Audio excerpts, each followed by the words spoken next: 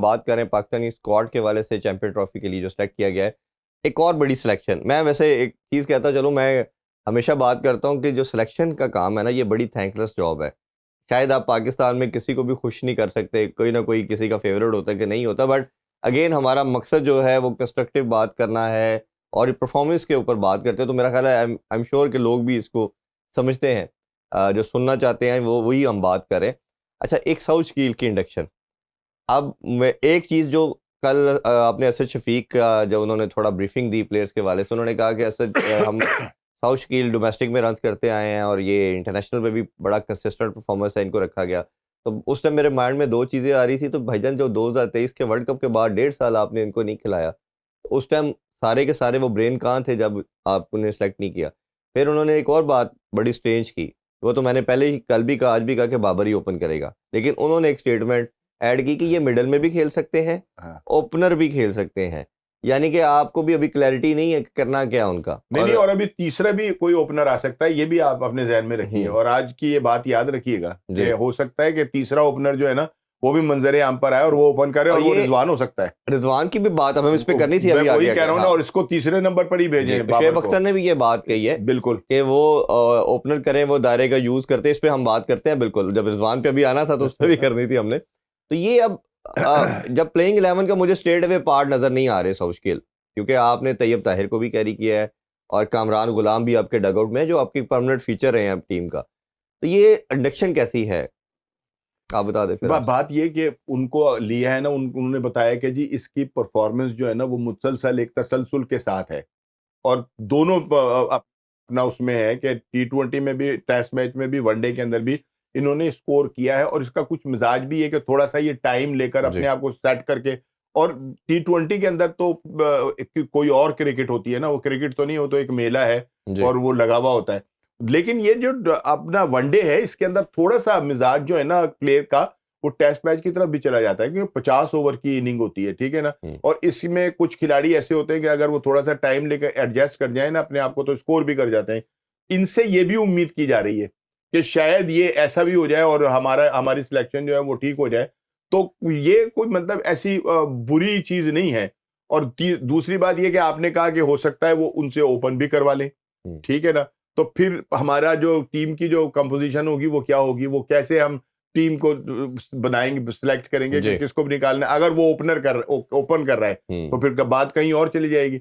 सो ये है कि अभी तो इसके इम्तहान और भी हैं, खाली ये टीम ही अनाउंस हुई है अभी तो। आप देखेंगे नहीं, आप ये देखें ना उनकी यूटिलिटी जो है वो हम देखें साउथ कील की, तो वो स्पिन के अगेंस्ट है। जहां पूरे पाकिस्तान टीम के बैटर फंसते हैं तो सबसे अच्छा स्पिन को मिडिल ऑर्डर में आके वो खेलते हैं। आप कंसीडर भी कर रहे हैं सेंटर को, जो न्यूजीलैंड के साथ पहला मैच है उसको कैसे खेलना है। खब्बे को रखने का मकसद ही आपका ये है कि लेफ्ट हैंडेड आएगा, वो अच्छा खेलता है। बाबर भी स्ट्रगल करता है, रिजवान भी कहीं फंसता है, और अभी ये अच्छा खेलता है। वेस्ट इंडीज के इंडिया ने 3 स्पिनर खिलाने आपके खिलाफ, 3 ही 2 मस्त खेलेंगे। आपने उसको भी कैटर करने के लिए इसको रखा है कि ये स्पिन को मिडिल ओवर में जो पाकिस्तान आउट हो जाता है स्पिनर से, इसको रखा गया। तो अगर ओपन की बात करवा गए तो अगर ये, तो मेरा ख्याल है कि मुझे बड़ी समझ नहीं आई स्टेटमेंट की, तो ये तो मिडिल ऑर्डर की कमोडिटी है यार। देखें, मैं डे फर्स्ट से कह रहा हूँ, जब से असद शफीक आया है एज ए सेलेक्टर, एक इबनॉर्मल सा एक पर्सनैलिटी है। मैं 3-4 दफ़ा मिला भी उनसे।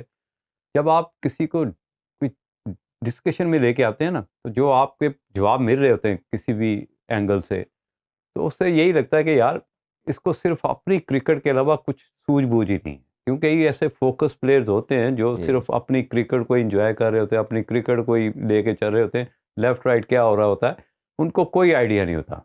तो Asad Shafiq one of them. एक तो लॉजिक उनकी बात में कहीं भी नहीं था कि हम कहें कि यार बड़ी लॉजिकली बात की है। और रही बात, एक क्रिकेटर जिसने 80 टेस्ट मैच खेले हों, वो कैसे कह सकता है कि ओपनर एक स्पेशलिस्ट जॉब, ये आप उठा के इसको उसकी जगह पे, इसको उसकी जगह पे नहीं लेके जा सकते। ओपनर को ओपनर से रिप्लेस करना आपने लग जाए पंजाबी के अंदर, सीधी सी बात है जी। अगर मैं अच्छा, ये जो इतना खिलारा डाला ना, उसको ओपन करा देंगे, उसको पीछे कर देंगे, वो छठे पे चलेगा, 5वें पे चलेगा। ओपनर को ओपनर से रिप्लेस करते हैं, जो कोर था इसी तरह खेलता। आपके ही कोई प्रॉब्लम नहीं था, कुछ छेड़खानी थी नहीं। प्रेडिक्शन दे रहा हूँ, प्रेडिक्शन कर रहा हूँ कि सारी टीमें, आप जितनी भी 8 टीमें पार्टिसिपेट कर रही ना, उनमें से 8 टीमों में मेरा ख्याल है कि हार्डली 10 से 15 चेंजेस होंगी ठीक है 7 टीमों में। आप पाकिस्तान में जब एक आधा मैच हारे ना तो चेंजेस की फिर आप उसी लेवल पे चले जाएंगे जी। जो पूरी टीमें चेंज चेंज करेंगी करती हैं। हाँ। और आप उसी जगह पे खड़े हो। मैं तो आपको ये भी एक एडवांस बता देता हूँ, ये आपने ट्राई नेशन खेलने हैं ना 2-3 मैच, आपने 12 तक आपके पास टाइम है चेंजिंग करने का। आपका 8 को भी मैच है, एक आपका उसके 10 को भी है, ये उसके बाद 11 को प्रॉब्ली।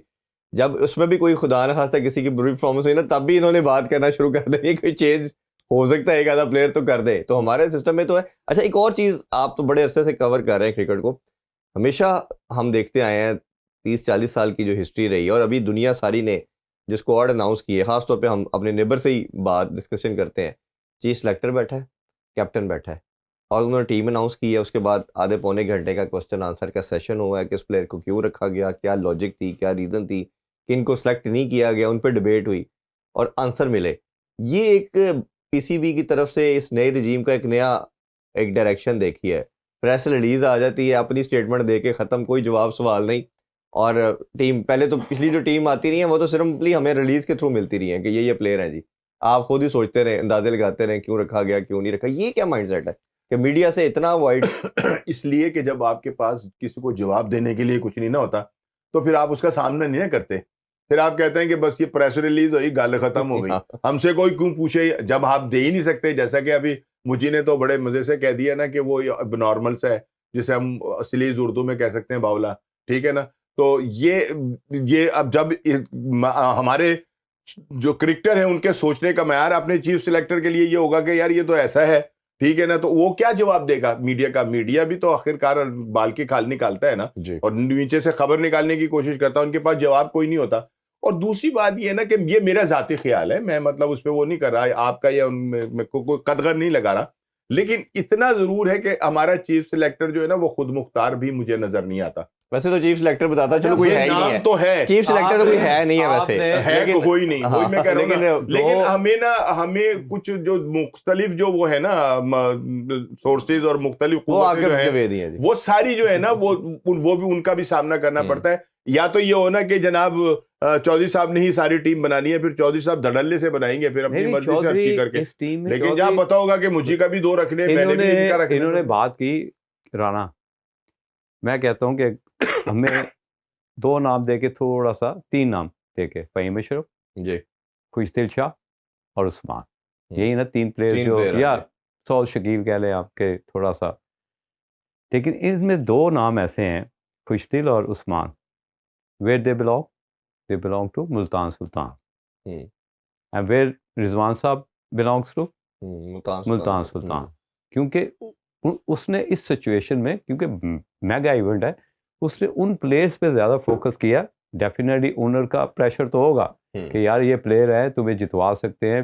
वो तो देखो सरफराज जब चैंपियन हुआ, कितने रिवॉर्ड मिले, कितने इनामात मिले, कितनी रिस्पेक्ट मिली। अभी तक वो इस चैंपियनशिप के कप को एंजॉय कर रहा है, और कभी भी बात हो, चाहे 50 साल के बाद बन चुकी है ना जी, 92 के बाद, 2009 के बाद, चैंपियनशिप की इतना बड़ा आपको रिवॉर्ड मिल रहे हैं, तो आपको कोई ना कोई तो मेंटर बताता होगा ये, रिजवान अगर तू जीतेगा तो तेरी क्रिकेट यहाँ चली जाएगी, तेरा कैरियर लंबा हो जाएगा। लेकिन मेरा वैसे जितना मैं इनको जानता हूँ ना, ये एक फेज में ऐसे आ जाते हैं जब ये खुद बन जाते हैं, किसी से नहीं पूछते, ये समझते हैं हम अकले कुल हैं। नहीं, और दूसरी बात ये है कि ठीक है कि मुल्तान सुल्तान से दोनों का ताल्लुक है, ये मुल्तान सुल्तान की तो नहीं बन, पाकिस्तान की है, ये पाकिस्तान की टीम, और उधर कप्तान जो है वो मुल्तान सुल्तान का, तो वो बात करें मुल्तान की फिर। लेकिन जब आप पाकिस्तान के कप्तान हैं तो फिर आपको पाकिस्तान का कप्तान बनना है, फिर आपने उन लड़कों की सिलेक्शन करनी है कि जिनको आप समझेंगे कि वाकई इन्होंने जितवा देना है मुझे, या पाकिस्तान टीम को जितवा देना है।